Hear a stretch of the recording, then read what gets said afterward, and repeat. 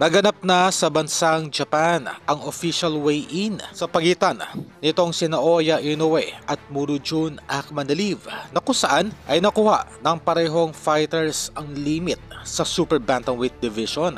At dito ay kapansin-pansin na nasa kondisyon itong si Akhmadaliev na mistulang malabato-bato. Gano pa man ay marami pong nakapansin na mistulang wala po sa 100% itong si Naoya Inoue at mistulang payat ito kumpara sa mga nakaraang final weigh-in nito. Well, keep in mind po na matindi ang pressure dito sa parte ni Naoya Inoue dahil makailang beses na rin sinabi itong si Naoya Inoue na para sa kanya, itong si Akhmadaliev na ang isa sa pinakamalalakas na fighter na kanyang makakalaban ngayong linggo. Well, pwede natin ipagpalagay na medyo pressured itong si Naoya Inoue at mistulang apektado pati ang kanyang kondisyon psychologically at hindi may tatanggi na ito ay magre-reflect sa kanyang pangangatawan. Well, kailangan po nating unawain na 2 beses nang tumutumba itong si Naoya Inoue sa mga previous fights nito sa Super Bantamweight Division. Sa madaling salita,